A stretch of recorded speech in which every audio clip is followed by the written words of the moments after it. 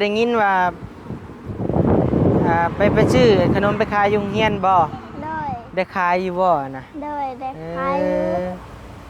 ซื้อถ้าแต่คนมันบ่หลายโดคนยมันห้องปหนึ่งกับเจ้าซื้อขนมเนี่ยได้ไปขายอะนะบางทีก็ซื้อขนมเป็นชอบมีหลายอย่างในครู่บ่ให้บ่หายเอเพราะมันบ่มีหันขาดแล้วนะโอ้โรงเรียนที่เจ้าเรียนน่ะบ่โรงเรียนตอนอยู่ห้องป .4 ปั๊บมัก11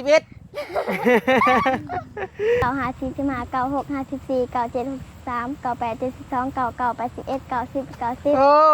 ปั๊บมัก10พี่น้องเอ้ยโอ้หารางวัลให้อันเด็กน้อยเก่งก่อนพี่น้องเอ้ยเบิ่งเอาจับ1 2ปูเปี้ยวขอบใจหลายเอา ขอบใจหลายเอาคือหลายเอ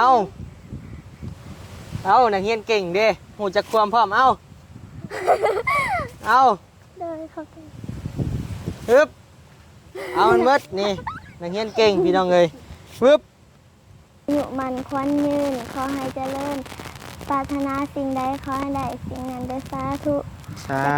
ธุขอบใจเบานิ้วนำขอให้สุขภาพแข็งแรงความเจ็บจะได้ความใครอย่างนี้ขอให้หลับขอให้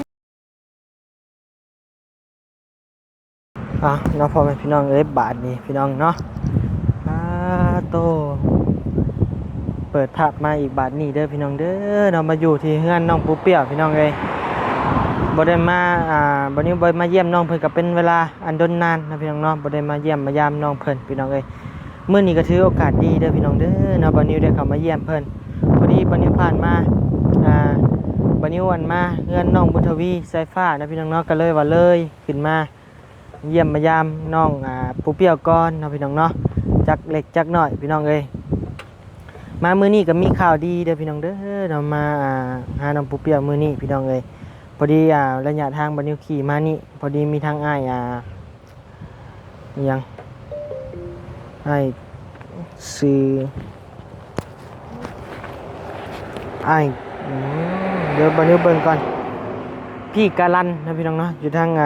พังชัยพี่น้องเอ้ย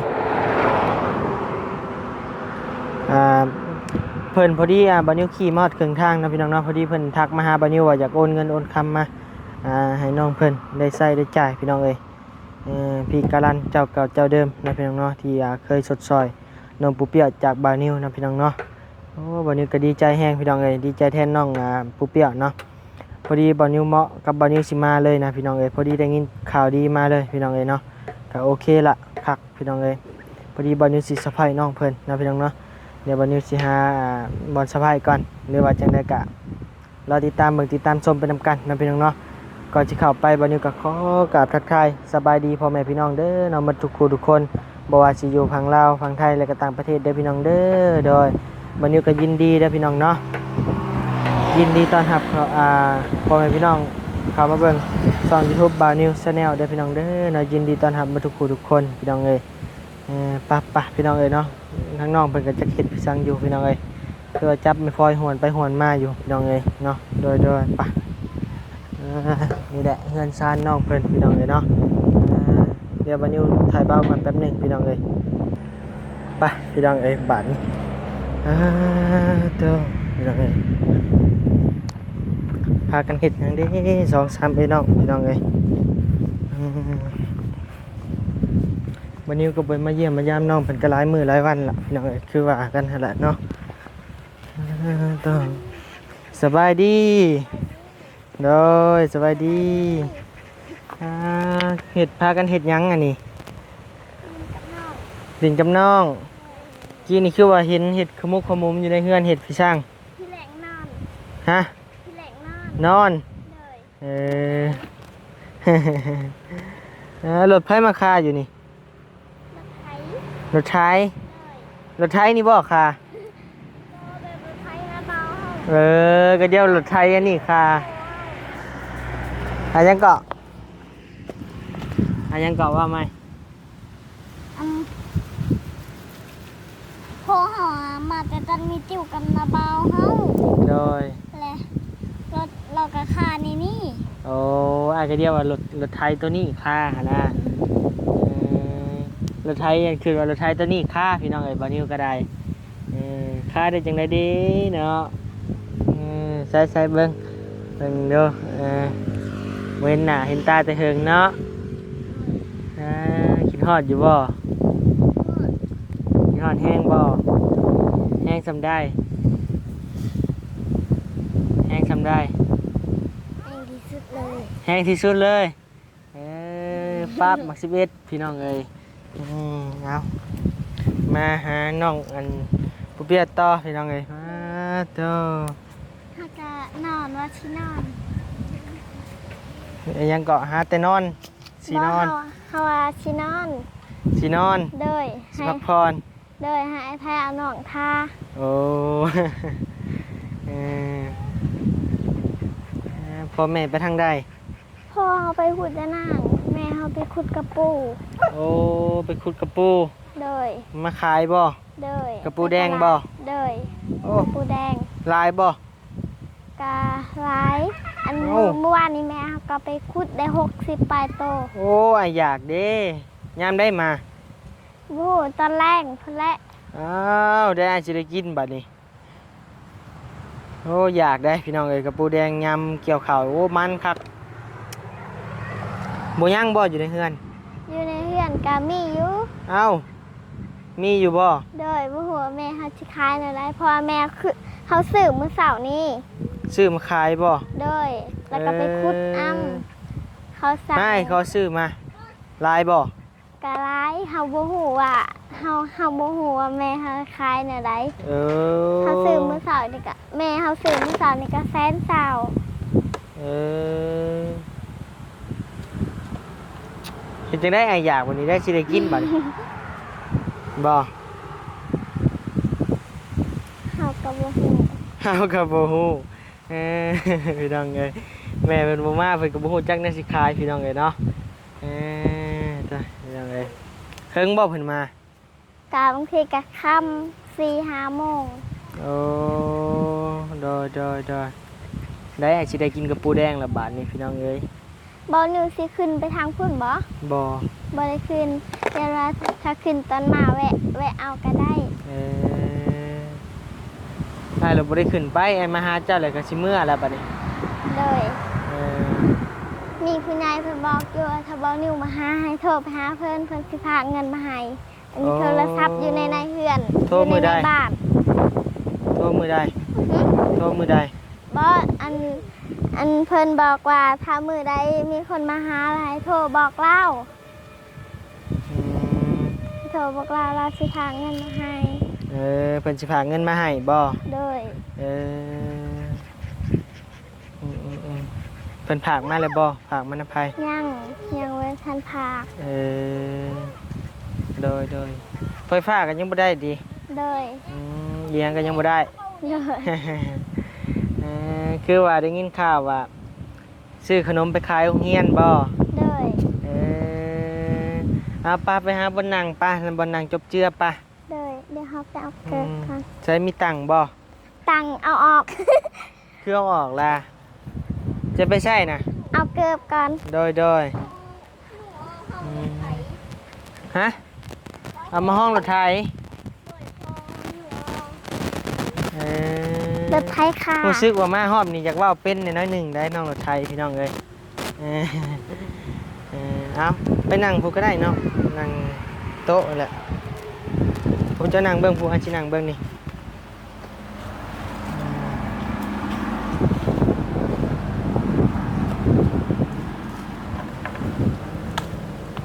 ได้แล้วรถไถปัดกระยานี่นั่งนี่ก็ได้นี่ใช่ให้นะเอามานั่งบ่ เลย เอาไว้มาเห็ดทางไก่ เลย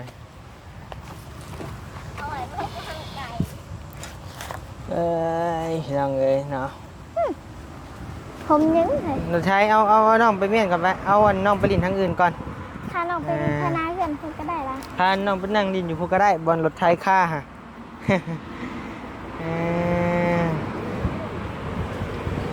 คือว่าได้ยินว่า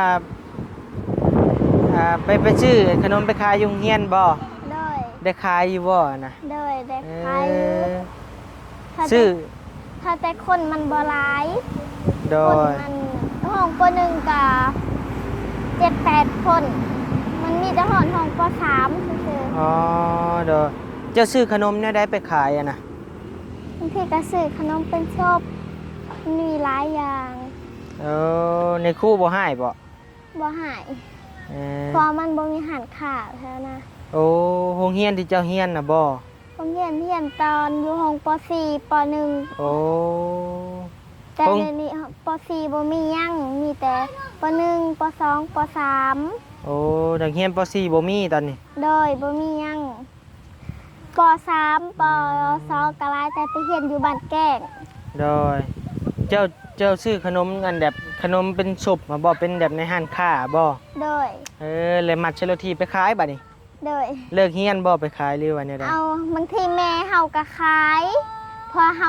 บางทีเฮาบ่ได้ไปแม่เฮาก็ขายพอเฮาไปโรงเรียน เปลี่ยนมันสายบางทีมันมาบางทีเขาก็มาซื้อ โดย เขาบางทีเขาติดไว้เขาเอาเงินมาให้เขาก็ซื้อเลย โอ้ เลยน้องตามบัดนิ้วได้ยินนั่นที่ว่าผู้ใหญ่เพิ่นทักมาหาบัดนิ้วเนาะที่ว่าผู้ใหญ่ที่ว่าเสร็จกับน้องผู้เปรี้ยวเลยเนาะว่าน้องผู้เปรี้ยวนี่โอ้ว่ะเอาอันขนมนั่นนี่ไปขายโรงเรียนมัดเซลลูทีไฟฟ้าไปขายพี่น้องเอ้ยที่ว่าดุมันแห้งพี่น้องเอ้ยเนาะน่าสนับสนุนพี่น้องเอ้ยขนาดน้องไปโรงเรียนนะพี่น้องเอ้ยเนาะช่วยโอกาสพี่น้องเอ้ยคือว่าฉลาดช่วยโอกาสอัน บางทีตอนเช้าก่อนสิไปโรงเรียนก็ไปส่งน้องแล้วก็ขายเลยแล้วก็ลวงไปโรงเรียนเลยแบบนี้ โดยน้องรถไถกับเขาโรงเรียนแหละ โดย โอ้นักเรียนใส่มานี่รถไถเร่งไปยืนพูนนั่งอันยืนใกล้ๆยับไปอีกหน่อยหนึงโอเคนั่งลงกับเอื้อก็ได้บ่ กันก็ได้ อันนั้นเฮียนฮอดปอยังแหละ ป .1 ปอหนึ่ง หากะเขา บางสูตรเป็นบ่บางสูตร เป็นบางสอง บางช่อง เอาเบิ่งดู ลองเด้อ212 224 236 248 250 262 274 286 298 299 ปั๊บหมัก11 โอ้เก่งพี่น้องเอ้ย เพิ่นได้แต่บางสอง โอ้บางชามพอเป็นอยู่บ่บางชาม เพราะอันนี้ปึ้มสลาย โอ้ แต่ถ้าได้ปึ้มมาเรา ฉลาดเด้อลูกเราพี่น้องเอ้ยเนาะป้อพี่น้องเอ้ยขนาดน้องรถไถนี่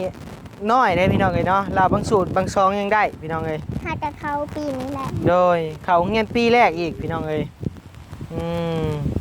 ถือว่าลูกแล้วนี่ฉลาดแห้งพี่น้องเอ้ยลูกแม่น้องปูเปรี้ยวนี่เนาะฉลาดแห้ง แล้วเขาได้ยินเอื่อยเขาเรา นั่นแหละสมองมันจะดีแห้งพี่น้องเอ้ยเนาะน่าสนับส เอื่อย นุน เราบ่ทองอยู่ห้องปสีเพิ่นเราทั้งเอื่อยเราซื่อๆมันแล้วก็เราตาม ได้เชย ด้วย โอ้ เดี๋ยวนี้ยันเพิ่นลืมแล้วเขาก็ยังลืมเลย เออ เขาก็ลืมแล้ว เออ แต่อยู่ห้องปสี โดย เป็น น้องปูเปรี้ยวได้บังเก้าได้บ่ บางเก้า แม่นางลงก่อนสุดท้าย 9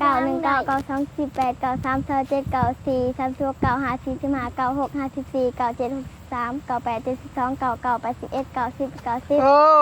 ปั๊บหมักชิปพี่น้องเอ้ยโอ้เว้ยเป็นเรื่องธรรมดาได้พี่น้องเอ้ยเนาะปูเปรี้ยวปูเน่าพี่น้องเอ้ยคักพี่น้องเอ้ยเก่ง เอาไว้ละใหม่นี้เอาไว้มันสิบาทมึง เก่งใช่น่ะเอ้ย มาดิล่ะ เบิ้งหารางวัลให้อันเด็กน้อยเก่งก่อนพี่น้องเอ้ยเบิ้งเอาจับ1 2ปูเปรี้ยว ขอบใจหลาย เอา ๆขอบใจหลาย เอา ๆเอ้าคือหลาย เอานักเรียนเก่งเด้หูจักความพร้อมเอาเอา เลยขอบใจ ฮึบ เอามันเบิดนี่นักเรียนเก่งพี่น้องเอ้ยปึ๊บปึ๊บเอาปึ๊บอาจจะมีเงินค่าน้ำมันรถเมื่อยบ่บัดนี้เอา ขอบใจหลาย โอ้พี่น้องเอ้ยนักเรียนเก่งต้องให้ปั๊บมัก11พี่น้องเอ้ย ๆเขาได้ยินแต่หมูเขาเว้า แม่นบ่ โดย โดยนับรวมกันมึงดูว่าเท่าไรอะนะนั่งดีๆนับรวมกัน 350,000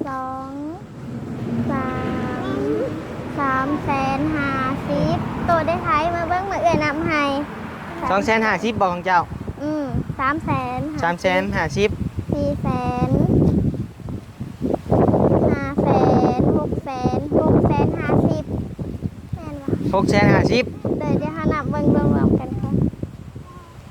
ะ ตัวพี่น้องเอ้ยรางวัลอันคนเฮียนเก่งเด้อพี่น้องเด้อครับ 100,000 รางวัลคนขยันพี่น้องเอ้ยจัดให้ไปเลยพี่น้องเอ้ย 200,000 300,000 ฮะ 400,000 500,000 600,000 600,000เท่าไรก็ 650 โอ้ให้ไปเลยพี่น้องเอ้ย เลย รางวัลคนเฮียนเก่งเด้อพี่น้องเด้อเนาะ นั่งลงค่ะนั่งลง นั่งดีๆอีดา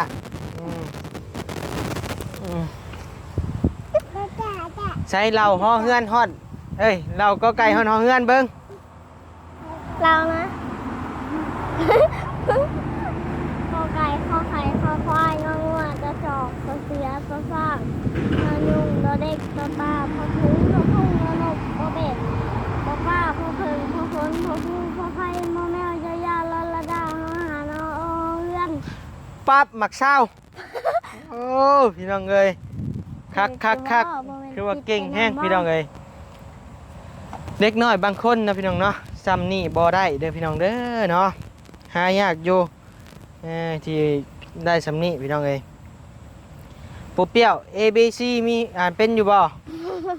เป็นอยู่ เป็นบ่ เด้อรถไทยกับเราเป็นรถไทย อะลีบ่ รถไท นี่ ยเราก่อน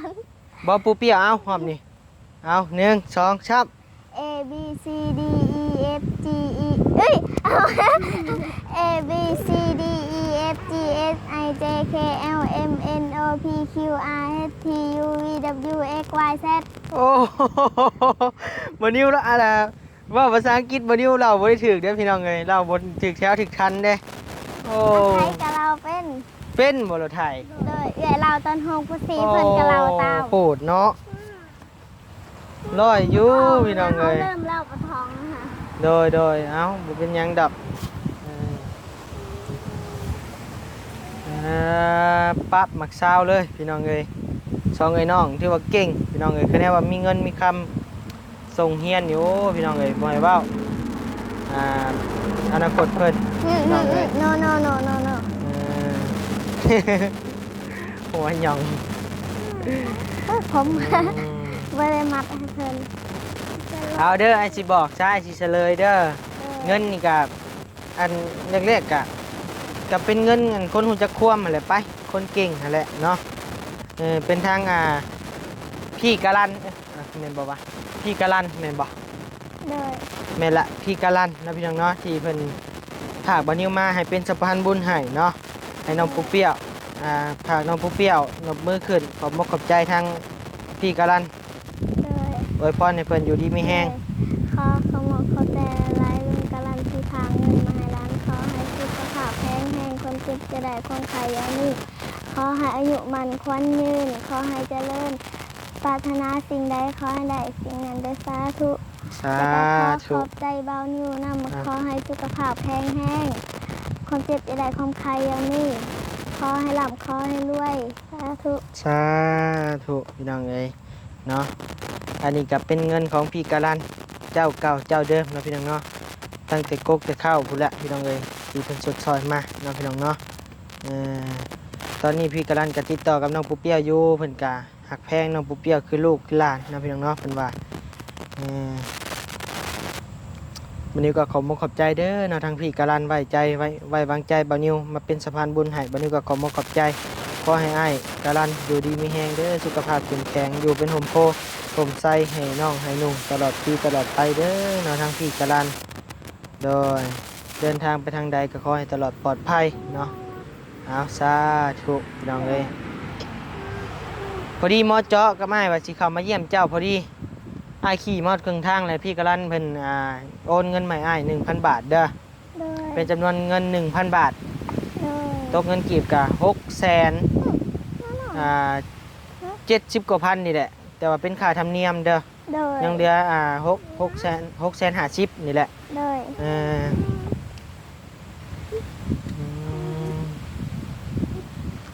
กะ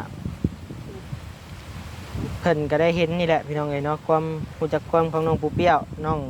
รถไถครอบครัวเพิ่นนี่แหละพี่น้องเอ้ยทั้งแม่ทั้งหยังแล้วก็คือว่ามารยาทดีหมดพี่น้องเอ้ยเนาะต้อนรับมาทุกคนที่เข้ามาพี่น้องเอ้ยเนาะบัดนี้ก็ถือว่าครอบครัวน้องเพิ่นนี่ก็ดีไซน์ดีแฮงพี่น้องเอ้ยกับดุแห้งนะพี่น้องเอ้ยเนาะทั้งแม่เราก็ได้ทั้งแม่ทั้งพ่อเราดุแห้งยอมรับเลยพี่น้องเอ้ยบัดนี้ก็ได้คือพี่น้องได้เห็นแหละมายามได้บ่เห็นเล่าพี่น้องเอ้ยมีแต่ไปกับไปหาอยู่หากิน มื้ออื่น เลี้ยงลูก เฮาก็ไปโรงเรียน โดย พี่แม่เฮาก็อยู่เฮือนมื้ออื่นเฮาก็ไป ไปบ่สุดนักเรียนมีแล้วบ่เจ้าน่ะ นี่ มีแล้วบ่ เช้าผ่านมาให้ อ๋อโดยโดย สุดของลูกเราอันนั้นมาให้ โดย